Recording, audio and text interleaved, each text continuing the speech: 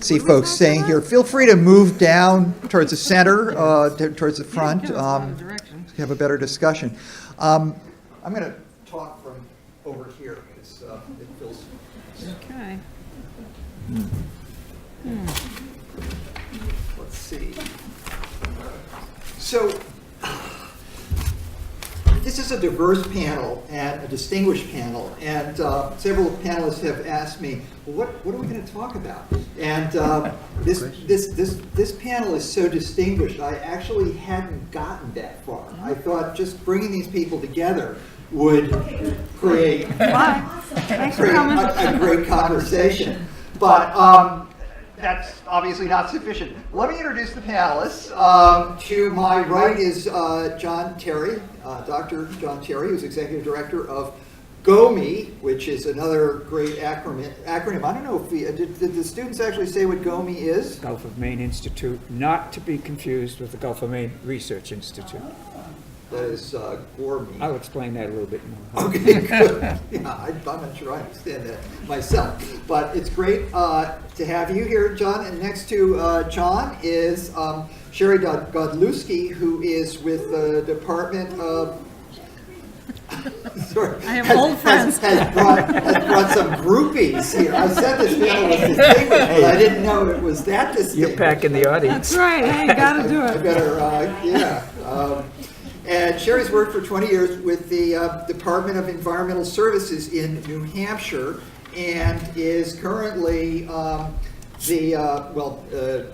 involved in adaptation, emergency adaptation. But you're also co-chair of not one but two adaptation groups in New Hampshire: the Upper Valley Adaptation Work Group and the New Hampshire Coastal Adaptation Work Group. So you sort of bring kind of a complete Merrimack perspective from soup to nuts, or from Franklin to Newburyport, as we like to say, to the problem. So it's great that you could be with us. And next to Sherry is Kate Bowditch, who is the newly installed, if that's the right word, president of Greenbelt, Essex County's Land Trust. I think I said that wrong. I'm supposed to say, I'm not supposed to call it Doesn't matter. Greenbelt. You have a lot of different names you call yourselves, but whatever name you are known by today, you're one of the really great green land trusts in Massachusetts. But the other thing to know about Kate is that for many years you were with Charles River Watershed Association. So deep knowledge of, Charles has been dealing with some of the same things that we're just now facing in the Merrimack. So we want to hear about that. And finally, Will Abbott from the big dog in New Hampshire. Is that correct? You're vice president for policy and reservation stewardship at the Society for the Protection of New Hampshire Forests, or SPNF, as we'd like to say. And the question I would put to the panel is, one, does it make sense to talk about climate change and climate change response from a watershed perspective? And assuming the answer is a qualified yes, I hope it is, because otherwise I'll have to give you all your money back.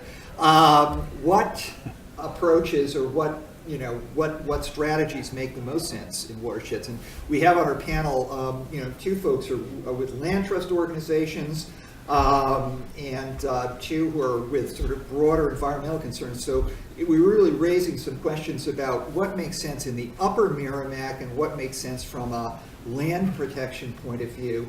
And then finally, how can we work better together to make that happen? And if that segues into the final part of the program, where I hope we'll have a round robin discussion of what next steps are, that would be great. So I know you all have some brief remarks, and I don't know who wants to go first. I'm the only one without brief remarks, so. Well, Will has slides, so I nominate Will. I do too. He's closest. So the slides aren't working, so I'll just. Oh, okay. Or are they working? They should be working. A pop-up came up earlier about having the power. Oh, really? And I think we plugged it back. Oh, okay. Oh, okay, okay. So is it working? It will be working. So, Will, why don't you do sort of a, an exciting build-up for your talk? A song, a dance. I'll kind of be over here. You trying can to make recite things poetry. happen. So, yeah, I can't do poetry, sorry. But earlier this morning, Elizabeth Barakowski talked, she had a slide up that had 5 action items that we can do, the Royal we can do relative to climate change. And one of them was conserving ecosystems. And I'd like to put a pitch in for the value of conserving forests in the watershed for all the obvious reasons that I don't need to explain to everybody in this room. But, about 8 years ago, the Forest Service did a national study. It was published under the title Forests on the Edge. And in that study, it identified the Merrimack River Watershed as the single most threatened watershed in the nation in terms of the potential threat of converting forests to non-forest uses. And you think about that, that's pretty amazing. And they projected that over the next 10 to 20 years that 400,000 acres within the watershed would be converted to forest land, from forest land to housing of some sort. And so I'd like to put the pitch into our first speaker's priorities today, that conserving forested ecosystems is really a priority. The mayor convinced me that CSOs are a higher priority perhaps in Newburyport, but in the whole watershed, forest conservation, I think, is really, really critical. And what my slides were intended to do, We're set here. was simply to talk about one program that the Forest Society and I think some 30 partners in both states are involved in, called the Merrimack Conservation Partnership.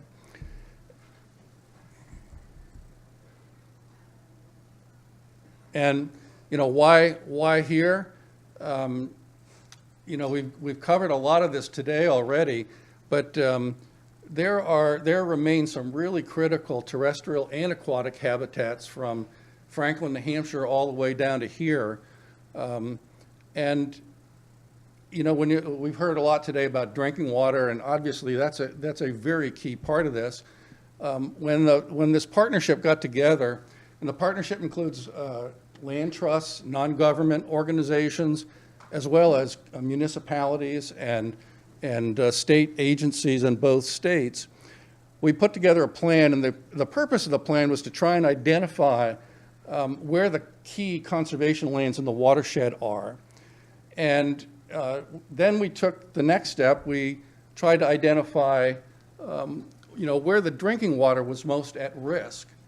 And I think a lot of this information came from EPA and the association and others here in the room. But it's kind of surprising in New Hampshire, I think 30% of the land base is permanently protected. Well, in the watershed in both states, only 18% is protected. And yet I would argue that probably the remaining forest land in this part of the larger 2-state area is probably the most threatened by conversion. And only 10% of all the land in the watershed which is classified as wellhead protection area, is in permanent conservation. So clearly there's a need.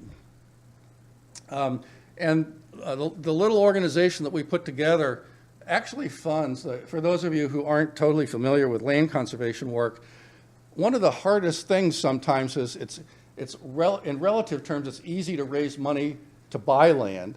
It's harder to raise money to pay people like us the staff time and the costs associated with an acquisition, like doing appraisals and surveys, which are not inexpensive. It's very difficult sometimes to find that money. So we put together a group of private funders that will actually do the transaction funding for land conservation projects that are protecting land in the Merrimack River watershed. And to date, we've raised and spent $489,000 for projects conserving 54,000 acres of land, and grant awards that from this program have leveraged $18.2 million in project value. But the most important part of all of this is that significant parcels of forest land are being conserved. And it isn't just forest land, but largely the work that we're doing in the watershed is related to forest land. So I just wanted to put the plug in that this is an important ingredient of what we all can do in terms of dealing with climate. Keeping forests in the watershed as forests is probably the single most significant thing that organizations like us can contribute to this larger conversation. Whoops, sorry. So I'll turn it over to the... Thanks, Will. Do you want me to go next? Yes. Sure. Okay. Is it easier if I stand up? Kate, either way, if you'd like a microphone, there. Do I need a microphone? Yes. Okay. And I think you have to move it. It's that little one down there. This one? It is How's that? perfect. All right, great. Well, thanks very much. I'm Kate Bowditch from the Essex County Greenbelt. And I think part of the reason that Rusty asked me here was also because I spent 24 years working at the Charles River Watershed Association, cleaning up the Charles, in partnership with several of the wonderful EPA folks who are here in the room. And just as a very quick aside, I would encourage all of you to work with them as best you can, encourage them, support them. You cannot have better people in your corner than these folks who came to present to you today. They were unbelievably important and helpful and valuable cleaning up the Charles. And thanks a lot. It's nice to see you again. So I was going to talk really just very briefly on this big picture issue that Rusty asked our panel to think about, which is really the policy agenda and partnerships and how those fit into watershed work, and particularly watershed work in a rapidly changing climate. My experience in the Charles is that, yes, all of them are valuable and important, and working at the watershed scale, even for me now as a land trust at Greenbelt, is a good way to work together. The scale is pretty good, actually, for looking at and thinking about how we're going to respond to climate change. The biggest impacts we're already seeing around the changing climate in New England are to do with water. And so working at and thinking about these issues at the watershed scale makes perfect sense. Obviously, if you're down here at the bottom of a big watershed, as the city of Boston and the city of Cambridge are at the bottom of the Charles, which is a much smaller watershed, you can't help but be aware of how important what is happening upstream is to what's happening in your city right now today.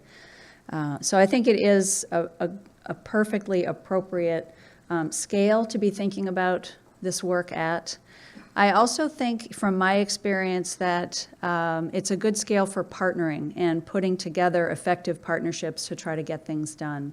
It's a large enough scale that you have to work with municipalities, and municipalities have to work together, which in Massachusetts, at least, I can't speak for New Hampshire, but in Massachusetts, municipalities don't always work so well together. We have a very strong home rule situation here, and it can be really hard to get two municipalities that maybe work, right next to each other to be willing to think and talk together about planning or doing some kind of a shared initiative.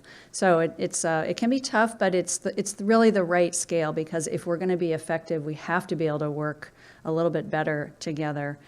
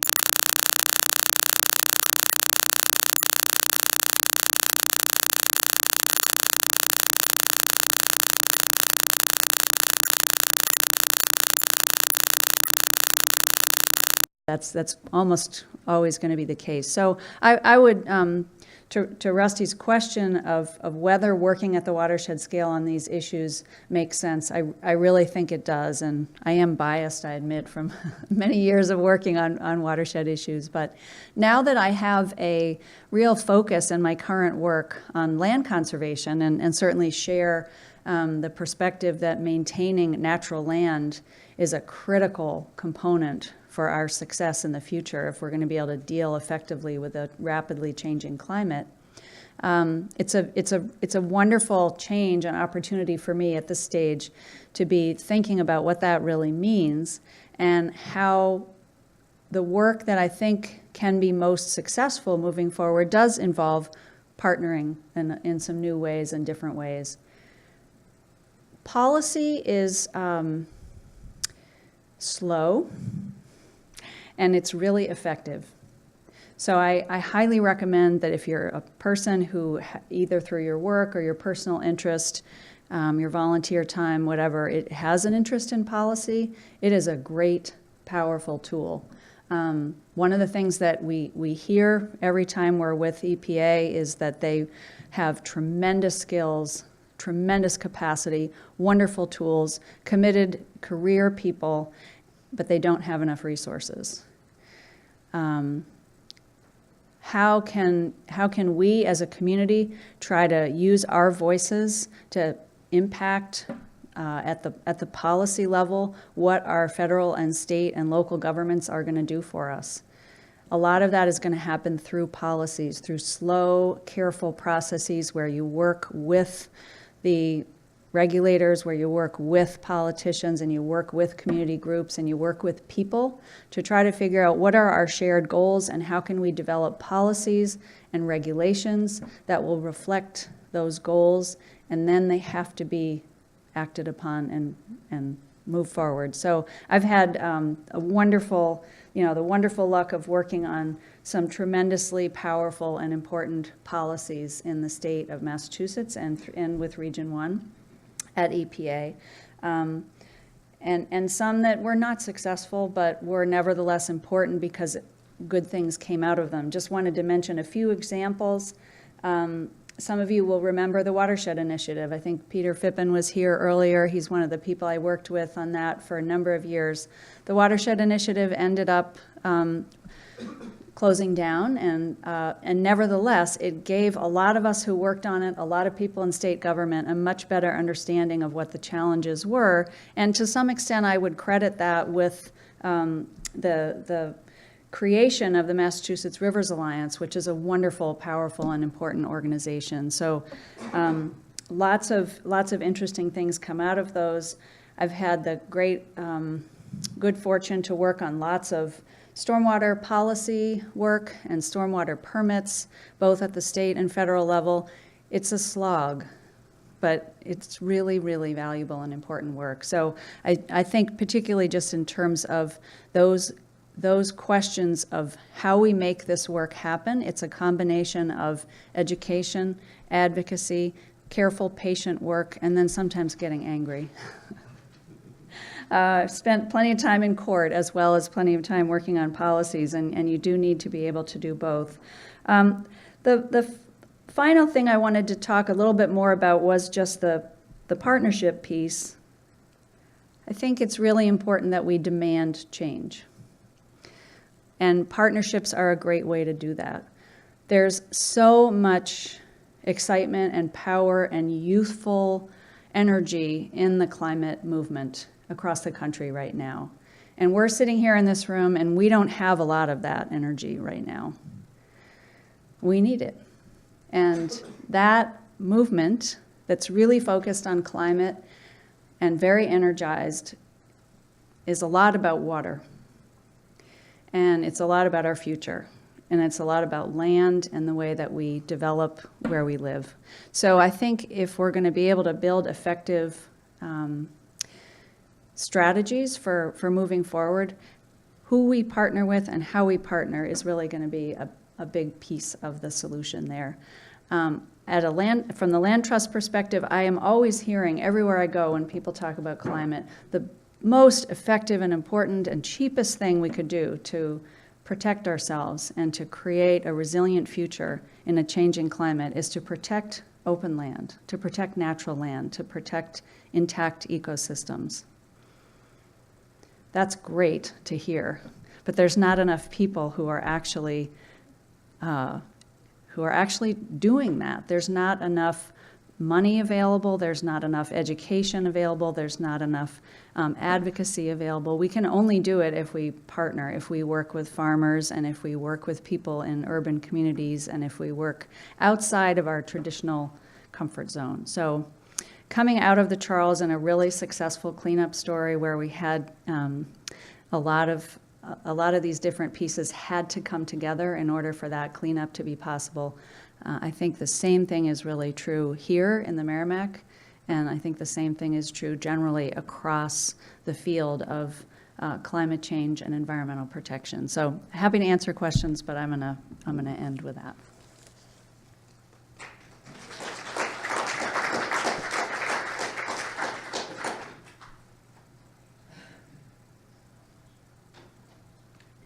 Hi, thanks for all hanging around. It's chilly in here, so we're going to have to do some warming stories. As Rusty said, I'm with the New Hampshire Department of Environmental Services, but I also serve as co-chair for two wonderful adaptation work groups. One is the Coastal Adaptation Work Group working in New Hampshire's coastal watershed, and the other is the Upper Valley Adaptation Work Group, and that's a bi-state initiative in the Upper Connecticut River Valley with both Vermont and New Hampshire. So it's not quite a watershed, it's a self-identified region. These two groups are doing great work on the municipal level. We work with communities directly to help them understand the science and to help them incorporate this information into their planning. And these things were all mentioned today, right? Put it in your master plan, put it in your hazard mitigation plan, put it in your capital improvement plan. This climate stuff that we're talking about has to be the lens through which we look at everything we do. And as Kate just said, partnerships are key. We have to work, policy is slow, and education is the way to start. The Coastal Adaptation Work Group has been as successful as we have because we do a lot of education. We do education through workshops, through one-on-one technical assistance, and in this process of offering consistent workshops and annual Coastal Climate Summit, we've had some legislators who paid attention. And we educated our legislators so that they understood this issue. They understood why this issue was a threat to their communities, and they began to put legislation forward, which enabled us to make policy change. And through policy change at the state level, we could help communities make policy change. And so now I want to tell you about my summer vacation. Isn't that why I was here? Oh, yeah, I thought so. You think you're cold now. Well, this summer I was able to complete a dream of my lifetime, and I was able to go to Alaska. Has anybody ever been to Alaska? Have you been to Seward, Alaska? Okay, you're going to join me on this journey. So I wanted to go to Alaska because I love wild places and I love to be outside. So we went to Alaska. We landed in Anchorage. We drove to Seward. We paddled outside the Gulf of Alaska into Islet Bay. We got to see one of the largest tidewater glaciers, and that glacier was melting like you can't believe. And if you're sitting in a kayak and there's a melting glacier behind you, you think it's a thunderstorm, and you want to get out of there. And all the guys were going, Sherry, it's not, this is supposed to happen. But the rate and the sound at which that glacier was melting was phenomenal to me. So then we went and hiked the Exit Glacier. Did anybody hike the Exit Glacier? Have you heard about the Exit Glacier? Look up Exit Glacier when you go home. The Exit Glacier is the only glacier in Kenai Fjords National Park that you can walk to. And they've done this amazing thing there. They've set up date markers that show you where the glacier was at different dates as you move into the area where you can actually see the glacier. And before I was going, I know some friends who went there in 2004, and I said, oh my God, can I see your pictures? And they said, sure, and they showed me their pictures of Exit Glacier in 2004. And here we are, 2018, and I couldn't recognize where I was from my friends' photos because that glacier is receding at a rate that's faster than any rate in history.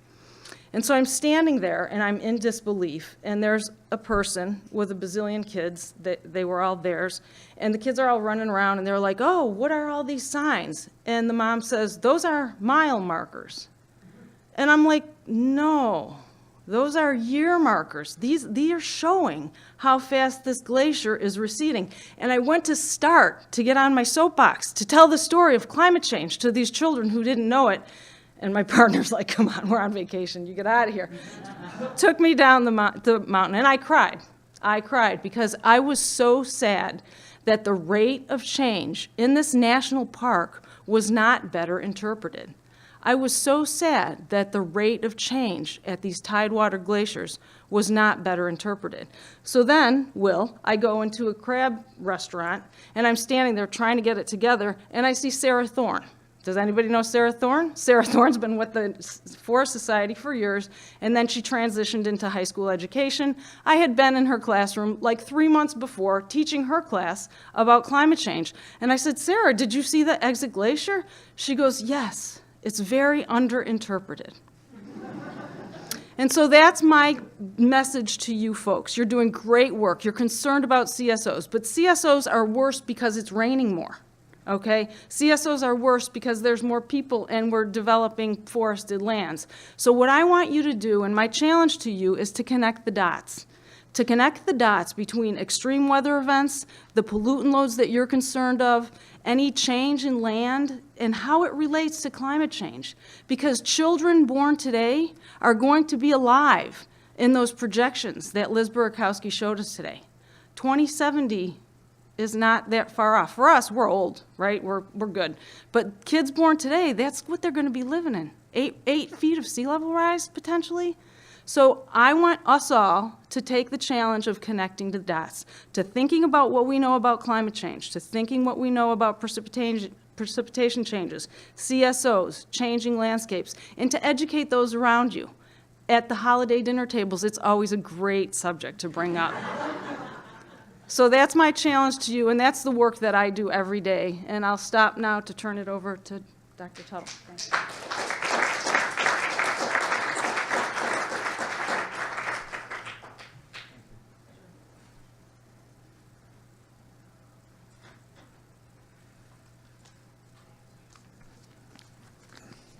Well, I guess the first thing I'd like to say is I would thank everybody for having the fortitude and the interest to stick it out.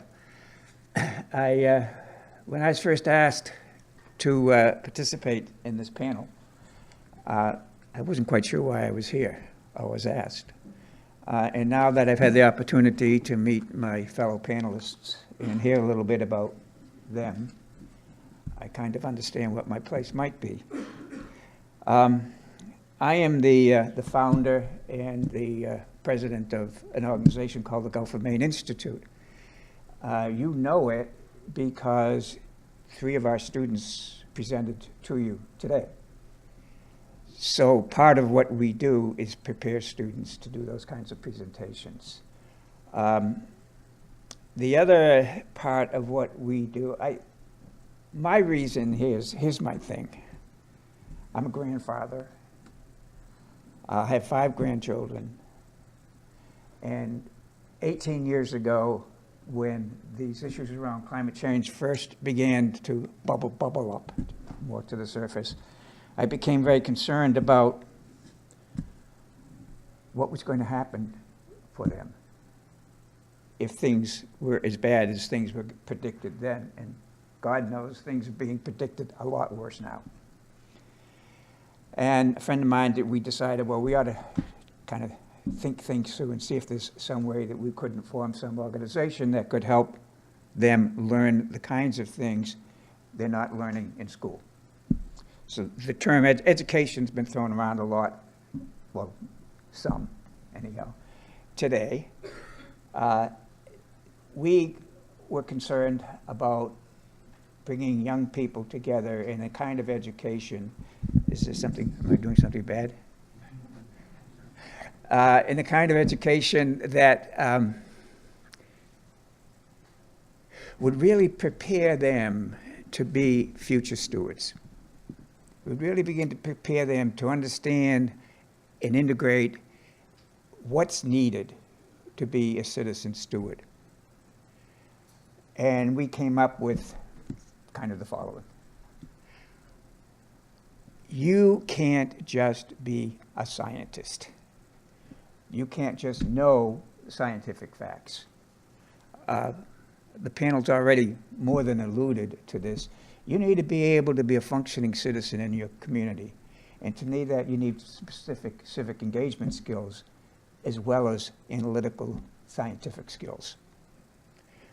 You have to be able to get along with other people. You have to be able to cooperate. You have to be able to empathize the conditions and situations that other people along the watershed live in. So we formed this organization called the Gulf of Maine Institute, and we formed teams of youth throughout the Gulf of Maine, from Nova Scotia all the way down through Massachusetts. And over a period of time, we've kind of shifted our emphasis from teams of youth to working with teachers in schools and getting students outside of the classroom into the community doing stewardship work, working with actual scientists. I'm going to tell you a little bit more about this, and I won't take up too much time because this is supposed to be a panel.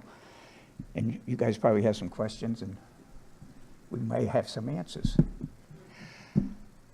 That to know, to understand, to be the kind of, go the kind of place we say you need to go, you need to get out of the school. You need to get into your community. You need to get into your environment. You need to get into the forest. You need to get into the mud. You need to get into the salt marsh and begin to understand it.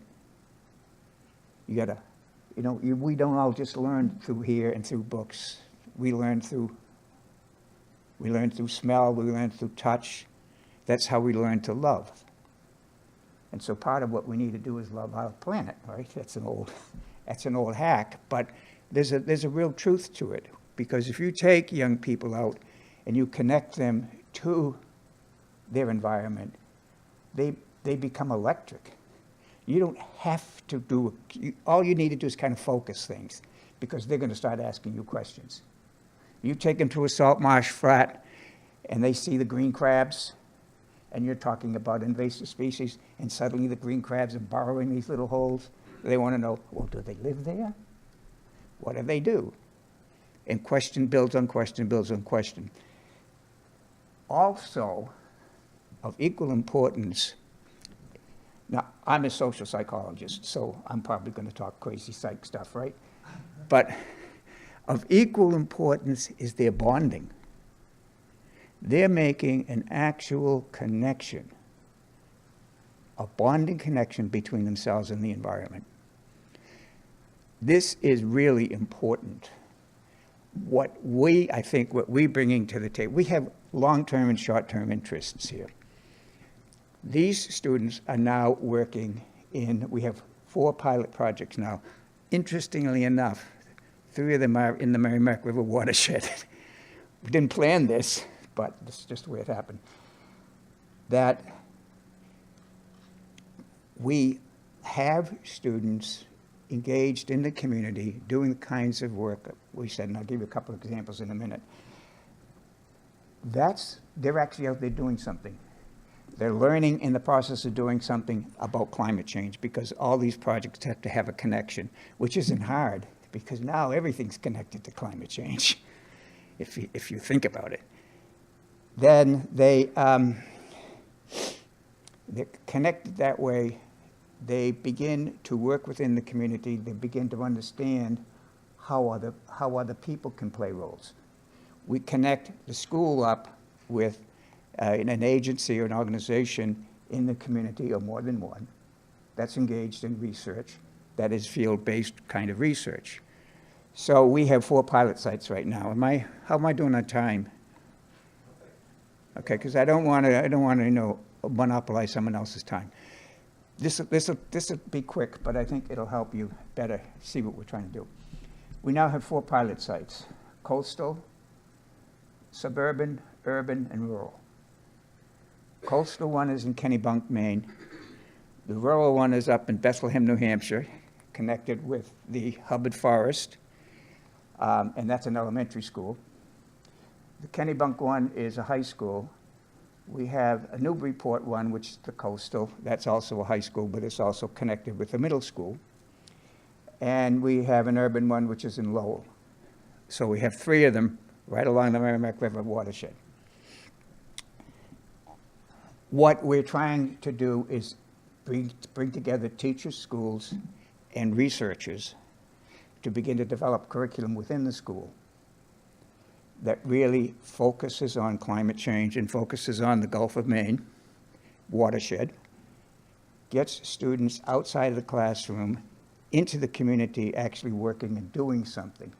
So you say, okay, this guy's talking a lot, and where's the data? Kennebunk is connected up with the Kennebunk Port Conservation Trust and University of New England. Kennebunk Conservation Trust owns a big chunk of property up there, beautiful, beautiful, beautiful coastal property. And on that property, included in that property is 5 or 6 different small islands in Cape Porpoise. On one of those islands is a lighthouse. The lighthouse is a heritage lighthouse. It is currently being fed by the grid because it is occupied. They have created a course within the high school and at the university called the Gulf of Maine Studies.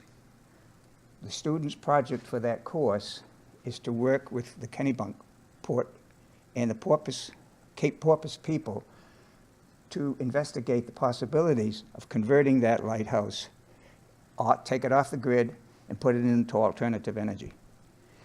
Now, these are high school students, so what they have to do, they have to study the currents, they have to study what the possibilities are for tidal, wind, solar, or some combination, come up with a plan, present the plan to the community, and hopefully implement it. That's just one example. I'll give you another one, and then I'll go back to my chair here. The other one I'm going to give you is the one way upriver in excuse me, in Bethlehem. Bethlehem, as I said, these are elementary students. So we love to work with elementary. We like to work with all of them, and we like to work with all the teachers. They appeared, as I said, with Hubbard Forest. In their interest is right on what you were saying before. Their interest is learning the relationship between a healthy forest and a healthy watershed. They couldn't have picked a better group to be associated with than the Hubbard Forest people in doing that. Well, maybe they could have picked you too. It sounded like you're doing really great stuff. But so that's their project. They're going to be learning about their little river, which flows into the Merrimack, and their forest. So they're learning about their home. They're also, this is kind of a beautiful thing, they're also connected up in Newburyport, well, actually in Beverly, with a Montessori school called the North Shore Montessori School. And they're partners. They visit each other, and they talk about what's going on downriver and what's going on upriver. What's the relationship between a forest and an estuary? That's the kind of programming that we're interested in doing. Now, I'll say one more brief thing. When we try to bring it all together by bringing the teachers to a 3-4-day summer workshop, residential, where they come and they'll bring some of their students, and we will bring in some of the scientists that they're working with, and they share what they're doing. And they also talk about the global picture. So that's what we're doing. And before I go by, I want to thank EPA. The first grant we ever got was not from EPA, but it was from the Canadian Millennium. We started off in Canada. It was given to us by the Canadian Millennium initiative, which was an initiative that the Liberal Canadian government at the time gave seed money to startup organizations that they thought were kind of hopefully going to be the future. Future's a long way off. But following that, I think we had either 3 or 4 years of EPA support. So, thank you.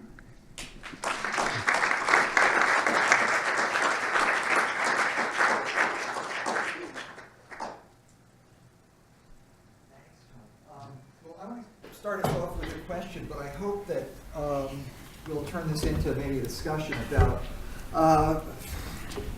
where to go from here is too grand and in a way too depressing question to ask. But some next steps and your impressions of what you've learned today and what you would like to have learned. But first, John, you bring up a really interesting point that not a point, but a whole point of view, which is to look at this from a sort of a sociological or cultural aspect, not from a pure policy aspect or from something that looks at numbers or something that looks at data sets, which we all agree are very important. But you sort of point out that without getting people involved, and involved in a way that goes beyond, as several other people have mentioned, beyond the confines of those individual citadels that in New England we call towns,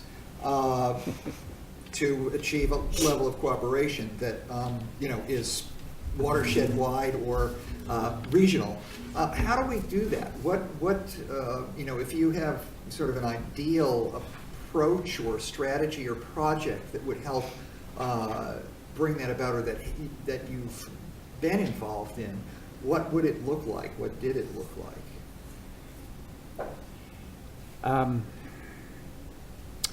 Well, I think there's so many ways I could go back to your question there. Let me try to just take a second, get a focus here. But I think partly what I just presented is the beginning of a solution. And I think the problem is it's a human problem. We got us here somehow. I mean, not necessarily each of us in the room. And so it's a human solution. There's no way around it. One of the things we apparently haven't learned to do in our evolution is to get along with one another. And I think that's been alluded to by everybody on the panel. We have to learn to collaborate. We have to learn to cooperate. And we're not going to do that if we don't make contact with one another. If we don't have John Dewey, God forbid that you would mention democratic societies, but John Dewey used to say, you have to learn the skills to be functional in a democratic society. Our students are not learning those skills necessarily. They're learning the skills they need to get good grades on the college board exams, and they're learning the skills that they need to be able to be accepted to the college of their choice. They're not learning the skills of collaboration, cooperation, understanding, empathy, that could go through a host of them. It's not this complicated. I think Maria Montessori had an answer to it. John Dewey had an answer to it, is to structure the schools, structure the curriculum where this is important and this is integrated into it. So we've been pushing this place-based education because we're now calling it community-based stewardship, because we're sort of playing around with that adage, it takes a village to create a child. Well, the village we're kind of constructing is a village of stewardship, where you learn stewardship by doing it with other people and doing it with yourself and setting up and structuring in that way. I mean, I could go on a long time, but that's kind of the fundamentals to it as I see it. Other thoughts about collaboration, especially you land trusts who Yeah. you frequently find yourselves, having to work with local officials.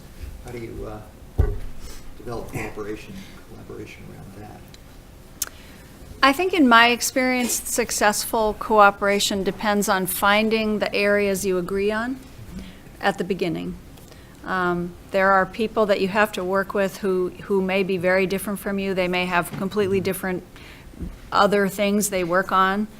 But if you actually have some shared goals that you agree at the very beginning, we all want whatever this thing is to change or to improve, then you can actually often successfully work and collaborate with people who may otherwise have very different agendas from you. And the other side benefit, which I think might not be at the front of your mind when you start, but comes out of doing that, is you actually do get better at collaborating. And I think part of the collaboration piece is listening, to really listen to people. When I'm working with communities, each person has a different thing, like you're talking about different values. And if you listen to each other, then you can find where those shared values are and come at a problem more cooperatively. Well, I'm happy to say, maybe not so happy, but that towns in New Hampshire don't get along any better with one another than towns in Massachusetts. But, unfortunately, it seems too often that it takes a real threat to get people to unify. And if climate change doesn't do it, I don't know what does. I don't think a lot of people I talk to think it's just a political issue. They don't grasp, they don't grasp the enormity. Perhaps it's because they don't want to. But, our society needs to figure out a way to grapple with this that it hasn't figured out yet. And all of us here need to be part of that. And I don't have a solution. I'm just, I think Sherry's description of the glacier in Alaska, if that doesn't do it, I don't know what does. It's baffling to me, but it's going to take a lot of collaboration to get public policies adopted and to get people at the municipal, state, and federal levels to working together, because they're not right now. I have an example of where it worked. So in coastal New Hampshire, we have what's called high tide flooding. So it's just a high tide, it's a beautiful day, it's not a storm, it's not a king tide, and the streets in Hampton are full of water. And people can't park there. They want to talk about raising their home, but if you can't park there, why spend the money? And they said to us, we need to collaborate with the other towns around us to figure out how we in Hampton, Seabrook Harbor can work together to come up with a solution.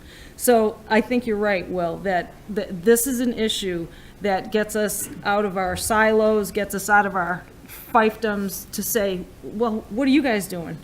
What are we going to do? So I think we have opportunities within this, challenging situation to learn from each other. And in the work that we do with communities rather not hear from me, I'm the state, they'd rather hear from each other.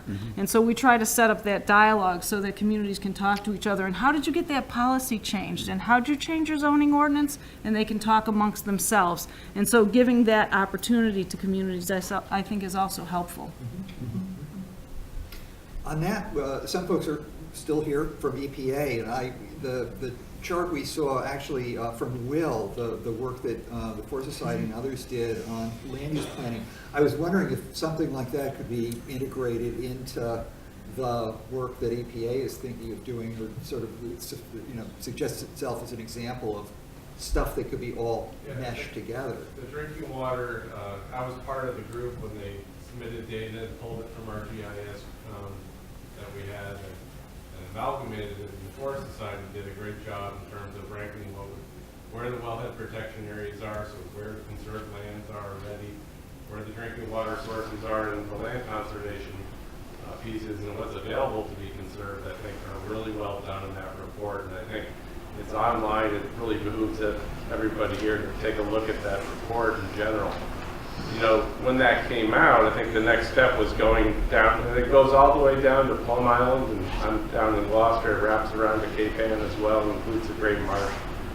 So there are there's a lot of data in that whole compendium. And the drinking water portion of that, you know, I'd pick out certain areas, especially like in northern or middle New Hampshire, where there's a lot of forested area that has the potential to be conserved or also to be conserved by doing work through the U.S. Department of Agriculture, the Forestry Department, where they have conservation activity plans. Now there's a discrete task that if you have a private landowner that's willing to go to the Department of Ag and get that kind of assistance, and there's a whole mechanism there, and there's funding available through them. But that's a whole step and a little bit of a leap of faith to get a private landowner in the door to do that. I think they do that as they find volunteers, but you know, that's just one discrete area. I mean, so there's a lot of EPA data, especially state data, that went into that, and it's in that. There's a couple different layers in the maps, which the towns here may find useful. There's certainly, like I said, there's a lot more land with potential to be conserved in New Hampshire, but when I look at that, I also see the potential for town forests, was something that always came up when we did that discussion, for shoreline protection, if there's an area along the river. And there, town of Andover has some conservation trails. There are some access projects that are going on, so, but there's, more is better, as we always say. Yeah, and one of the things I was going to mention, I think many of you probably know about the Massachusetts MVP, it's called, the Municipal Vulnerability Plans and Programs that are underway right now and funded by the Massachusetts Executive Office of Environmental Affairs.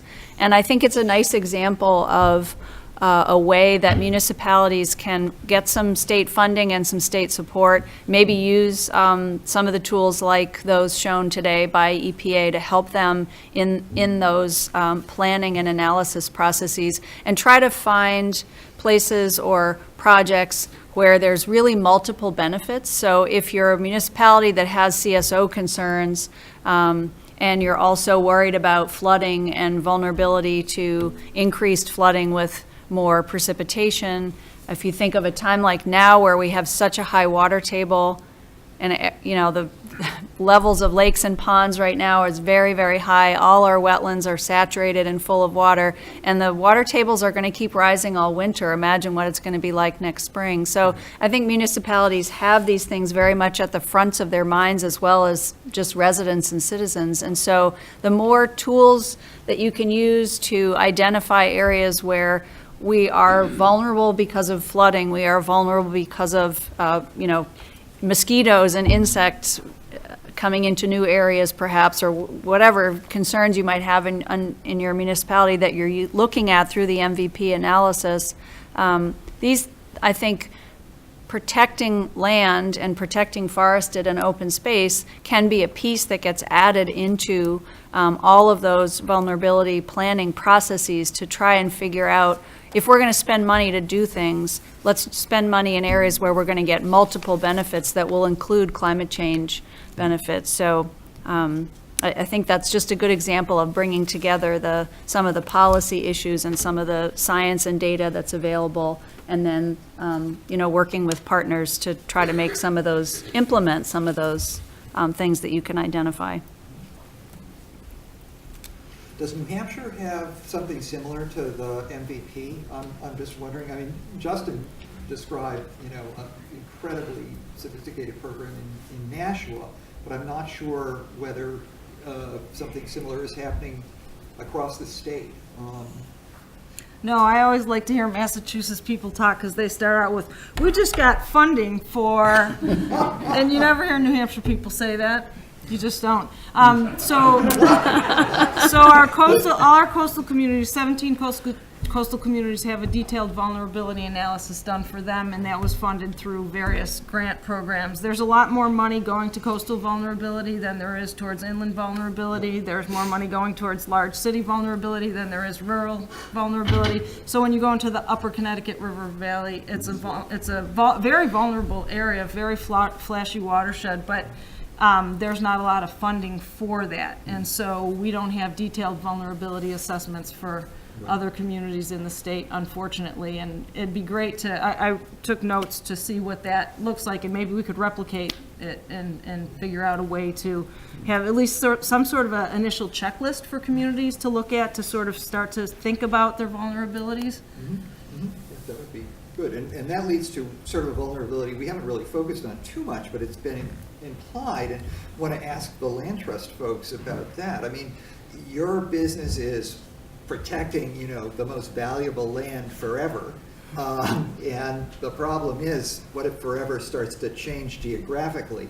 Or your land is now filled with lots of insects that no one likes. Is that, is that part of the discussion? Tell us a little bit about that, because that's kind of a classic land issue. Yeah, I mean, in the land trust world, this whole notion of forever being a long time is starting to change. But you know, one of the things that climate change, I mean, for our organization, for example, we own a lot of forest land throughout the state of New Hampshire. The Merrimack River property where our headquarters is was the first place where the emerald ash borer was identified in New Hampshire. And you know what's clearly happening, and you know I assume this is part of the tick, you know, migration and all that. But as the planet warms, a lot of species of insects and even you know, other things that imperil trees find their way to northern New England that never found their way to northern New England before. And we're seeing that, you know, it's just like you're seeing the glaciers recede, we're seeing trees getting infected by pests and by other things that just weren't around 20 years ago. So it's a real issue, and you know, if we could figure out a way to monitor this as well as EPA has figured how to monitor the you know, the combined sewer overflow problems, I mean, it would be really helpful. Yeah, at Greenbelt and many land trusts, and probably you too, one of the things that we have always done is have a sort of a prioritization process where you figure out what are the most important properties that you want to be really reaching out and trying to spend your time and your resources to protect.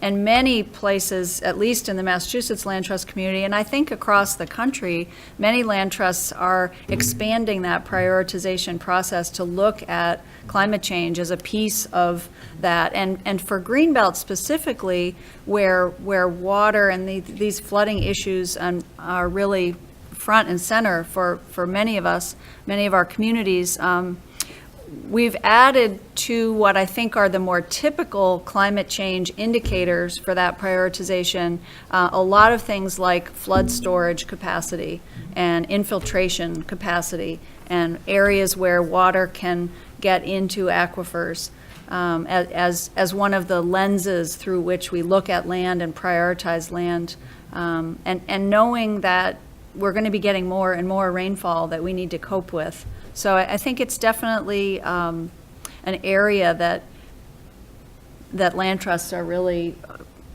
tuned into, and there's a lot of good reasons for that. I think the agricultural sector is another area where there's lots of interesting overlap for this, where, you know, there's a wonderful growing local food and local agriculture sector of the economy here, and they're going to be hugely impacted by the changing climate.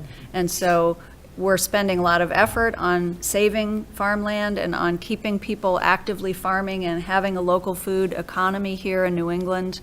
And there are new incentives that just came through as part of the new bond bill to help farmers with their estate planning and so on. And yet there's not too much work yet. We're just really at the beginning of understanding how climate change is going to affect those farms and what we should therefore be doing to help farmers and farming and agriculture in general start adapting to what's coming.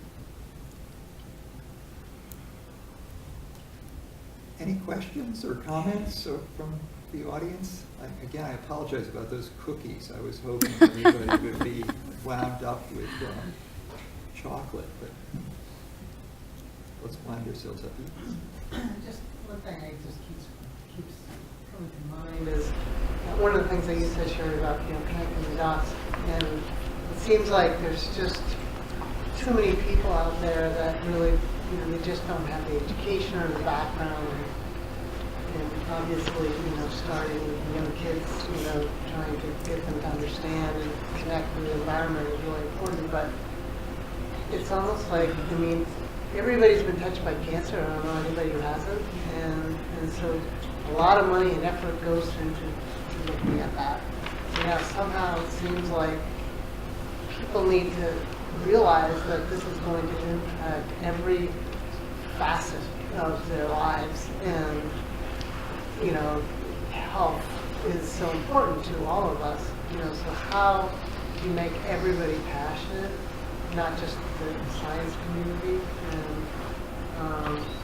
and that's to me like the biggest challenge, is because it's happening faster than anything else ever has. So as a human race, how do you get that urgency out there without panicking people and destroying the economy at the same time? I personally resonate to what you're saying. I think that the big issue. Pardon? Oh.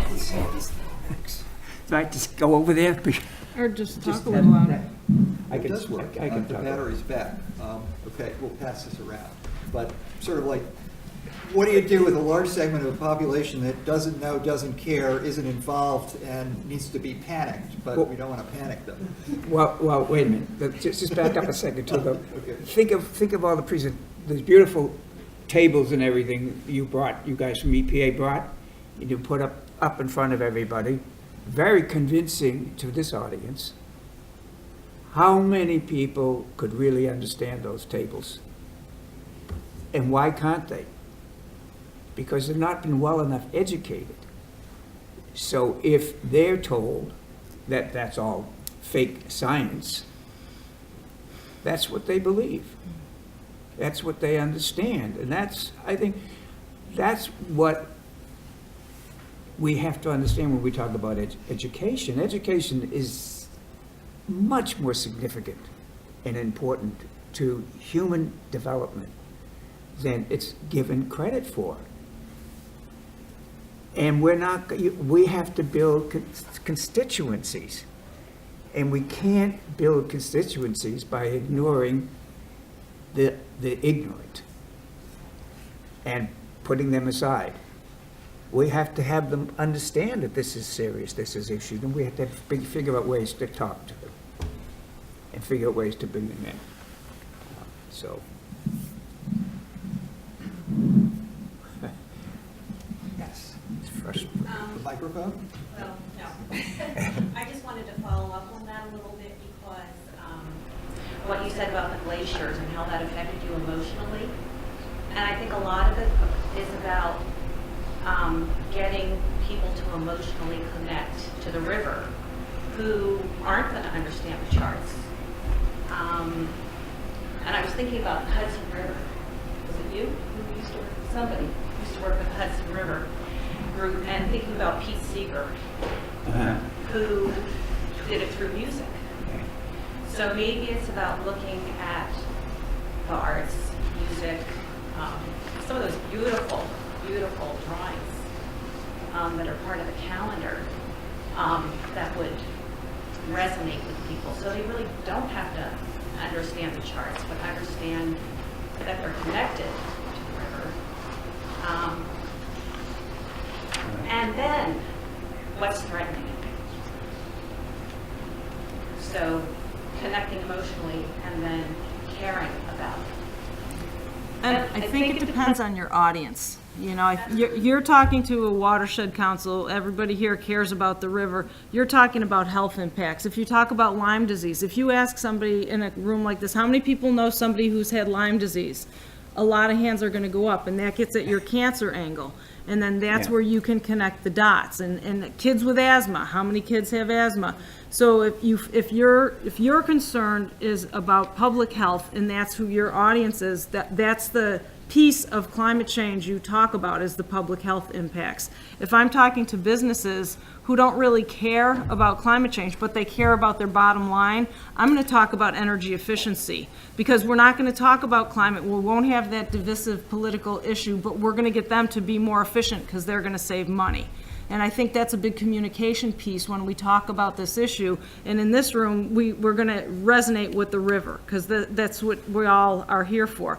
So knowing your audience and knowing how to communicate to that audience, and knowing enough yourself about the science, and read that National Climate Assessment. It's not that hard. Don't read the science one that Liz first put up, but read the one that you guys put chapters in here. It's very easy to understand. And there's PowerPoint presentations also within that. So you yourself can understand some of the basic issues, some of the basic science, but you can present it to people at your family dinner table in an applied way through the lens that they care about.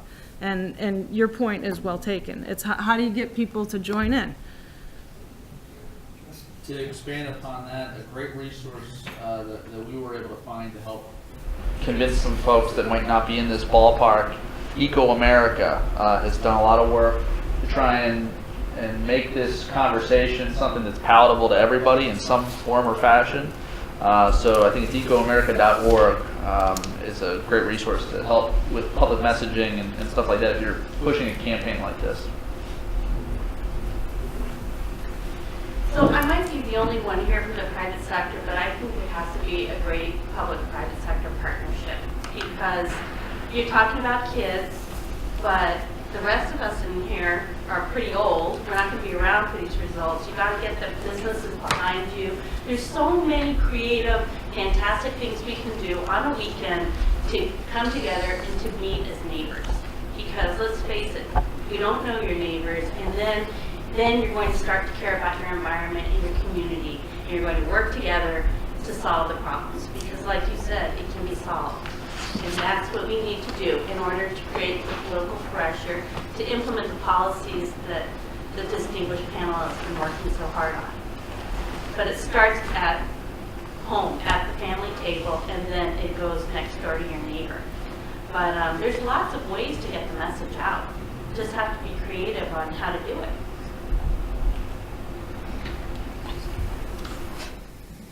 Yes.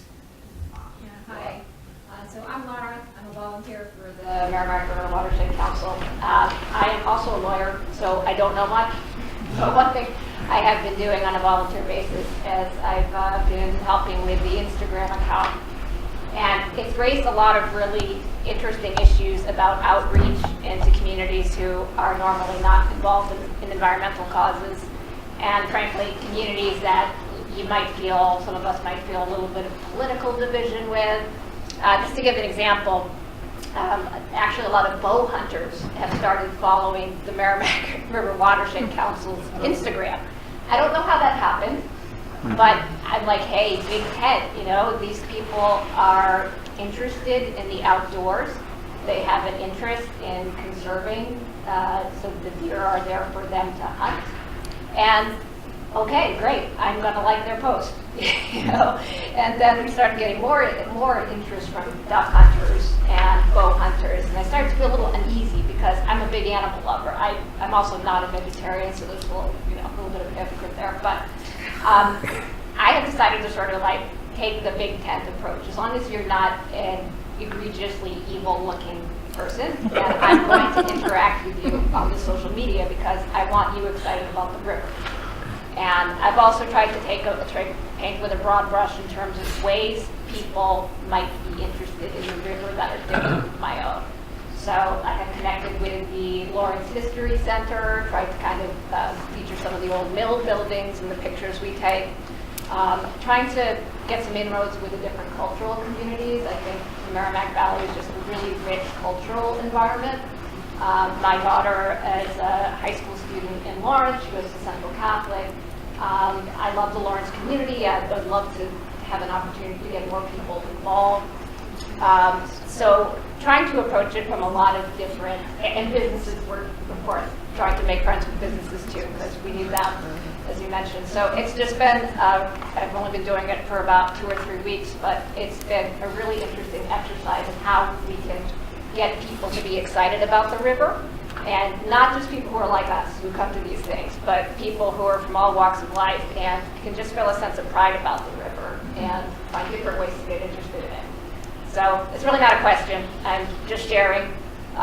People have any thoughts, would welcome them, and you're always welcome to follow us. Yeah, and I would just make one final comment, which is I think it's really important to remain optimistic and positive, personally and also in your conversations. And I think it is such a gloomy topic. It's frightening. It's very politically divisive.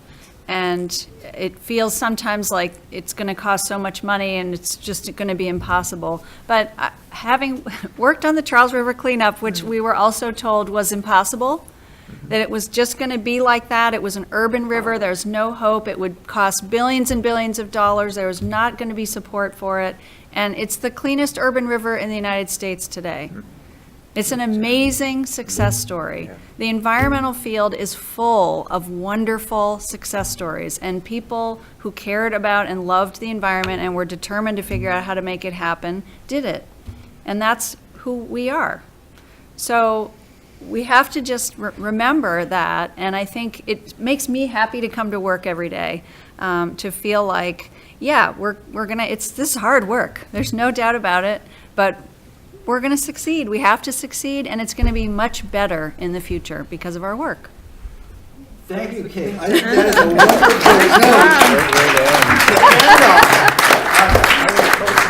note.